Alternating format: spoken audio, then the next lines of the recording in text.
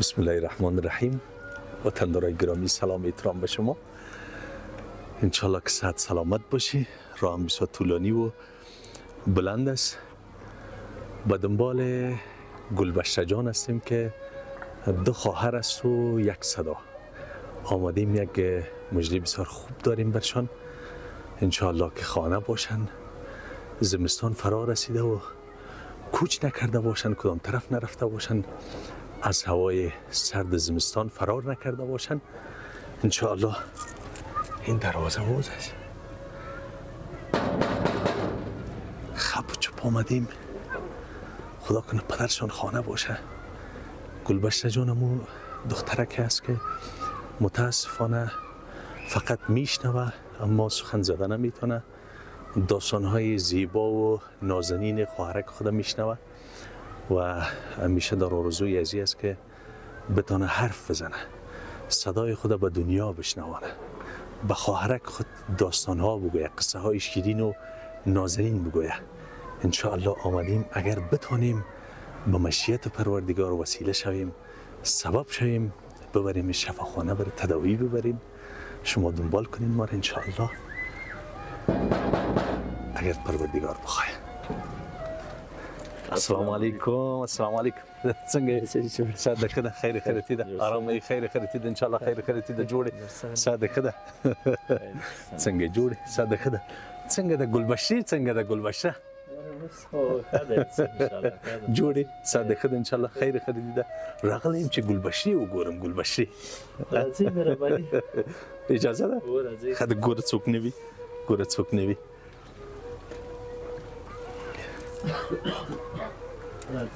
مهربانی مهربانی راست. السلام علیکم. السلام علیکم. څنګه وای نام خدا نام خدا نام خایسته جلی ده خایسته جلی ده وای نام خدا. اینه گلبشته جان. گلبشته جان اینمی دخترک نازنین قندول است که یگانه آرزویش اینمی است که حرف بزنه، سخن بزنه. چطور هستی؟ څنګه ها خیر مسئله زی حضر اغلی این جدا شفاخانه تا در آوردم اوریدل شي خو بیرته جواب نسی ورکولی. او بیچاره ما آمدیم که شفاخانه ببرم تا میری ابراهیمه حضر اغلی این چه دوار سر یو ځای ولاړ سو له خیر سره شفاخانه ته یو ځل ډاکټر معاینات وکړي انشاءالله. الله مهربانه چې دغه زما خوراک جوړ شي. څه دی الله په لاس کې دی. آمین آمین. تو موافقی را سره او انشاءالله خرازت زندی گلبشری آماده که سم آماده که چې دواړه سره یو ځای ولاړ سو. صحیح ده؟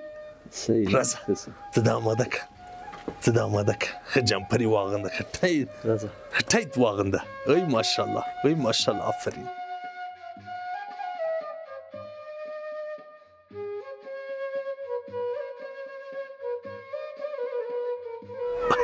نام خدا دروازه پوری که دروازه پوری که راځه چې ولاړ سو. وای نام خدا وای نام خدا نام خدا. مهرباني مهرباني مهرباني مهرباني راځه راځه.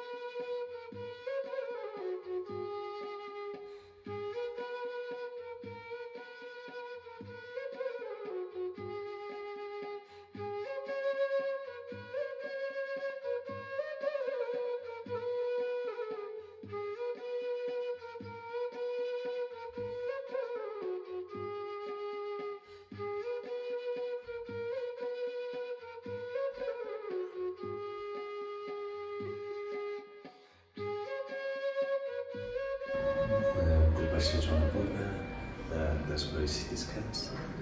منتظر هستیم که عکس سرش بگیرن. الله مهربان است که انشاءالله چیز مشکلی نباشه و نتیجه خوبی بده انشاءالله.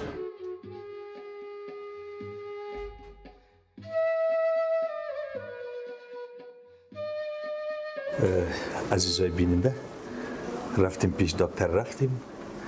ما در 2 روز معایناتش تکمیل کردیم الحمدلله و جای خوشحالی است که انشالله زیاد قابل تشویش نیست. دکتر صاحب بر ما گفتن که قابل تداوی است الحمدلله و انشالله که گلبشته جان به زودترین فرصت انشالله صحبت خود کرد، حرف خود زد. اما نیاز به تداوی دوامدار داره و دوای آنچه که لازم بود برش توصیه کرد و گفتن که باید مراقبش باشن و کوشش کنه که خودش صحبت کنه. امروز باید به اشاره صحبت نشه. تخبله باید خبری رو که باید خودش صحبت کنه، خودش سر خود فشار بیاره که باید صحبت کنه. کم مشکل عصبی است، کم چرک گرفته، دماغش چرک گرفته، کم دوا داد. انشالله گفت که آماده شود. 20 روز بعد باز بخیر مراجعه میکنیم. فقط میخوایم یادآور شوم که فامیلای محمد صابر از ادیسه، یعنی شهر ادیسه اوکراین، مبلغ $1200 امریکایی بر ما مساعدت کرده بودند و گفتند که خاص به خاطر تداوی گلبشره جان مصرف کنین تا اینا صحتمند شوند. ازشون بسیار تشکری میکنیم، ازشون ممنون هستیم. و همچنان بیبیاجی نفیسه، خداوند خیر دنیا و آخرت نصیبشان کنه، همکار میشگی ما هستند.